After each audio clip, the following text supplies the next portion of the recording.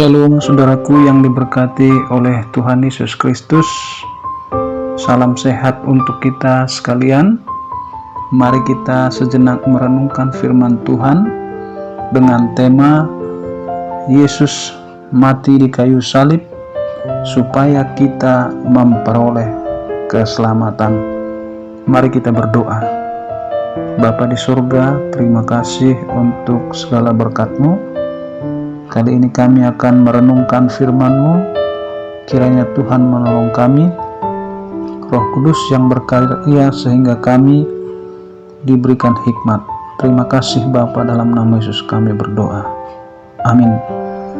Mari kita membaca dari Matius pasal 27 ayat 50 sampai dengan 54. Demikianlah firman Tuhan.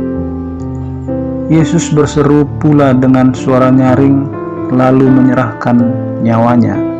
Dan lihatlah, tabir bait suci terbelah dua dari atas sampai ke bawah, dan terjadilah gempa bumi, dan bukit-bukit batu terbelah, dan kuburan-kuburan terbuka, dan banyak orang kudus yang telah meninggal bangkit. Dan sesudah kebangkitan Yesus, mereka pun keluar dari kubur, lalu masuk ke kota kudus dan menampakkan diri kepada banyak orang. Kepala pasukan dan prajurit-prajuritnya yang menjaga Yesus menjadi sangat takut ketika mereka melihat gempa bumi dan apa yang telah terjadi, lalu berkata, "Sungguh ia ini adalah Anak Allah."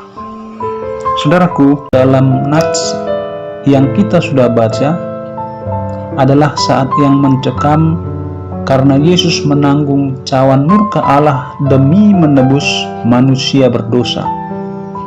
Alam pun ikut serta berduka.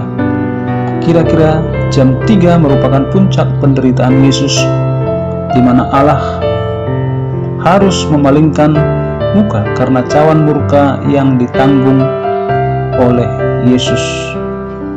Keterpisahan ini tak terkira sehingga Yesus berseru dengan suara nyaring, "Eloi, Eloi, lama sabachthani?" "Allahku, Allahku, mengapa engkau meninggalkan aku?" Inilah yang membuat Yesus gentar ketika ia sedang berdoa dalam pergumulannya di Taman Getsemani. "Ya Bapa, jikalau engkau mau, ambillah cawan ini daripadaku." Kegentaran Yesus bukan disebabkan oleh penderitaan dan kematian fisik yang harus dihadapinya. Catatan Yohanes 12 ayat 27 memperlihatkan bahwa Yesus tahu benar penderitaan dan kematian seperti apa yang akan ia alami sebagai juru selamat. Ia sama sekali tidak berencana untuk mundur dari panggilan itu. Rasa gentar Yesus lebih dikarenakan ia tahu bahwa ketika cawan murka itu ditanggungnya, Bapa akan memalingkan wajah darinya.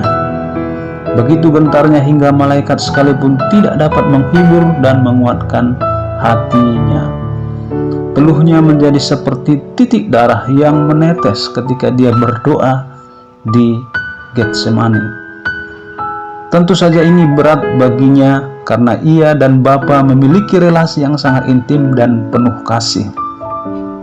Demi menebus kita yang berdosa, di Getsemani Yesus taat pada kehendak Bapa, dan di Kalvari Yesus menjalani keterpisahan itu.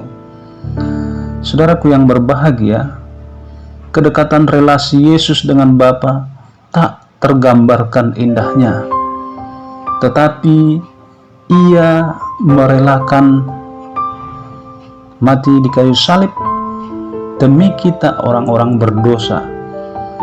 Saudaraku, kita seringkali sebagai orang yang ditebus menganggap remeh relasi kita dengan Allah. Banyak orang percaya sama sekali kurang peduli dengan kerohaniannya, dan banyak orang yang mengaku murid Kristus tetapi tidak hidup berdasarkan kehendak Allah dan tidak hidup menurut firman Tuhan. Oleh karena itu saudaraku, marilah kita merenungkan bagaimana pengorbanan Yesus di kayu salib, Anak Allah yang tunggal rela mati demi kita orang berdosa. Lalu bagaimana respon kita terhadap pengorbanan Yesus di kayu salib? Sudahkah kita menyerahkan hidup sepenuhnya kepadanya? Bagaimanakah tanggapan kita untuk merespon kasih-Nya kepada kita, orang yang sudah diselamatkan?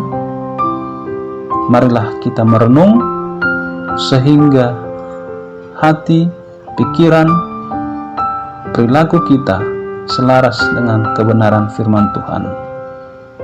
Shalom.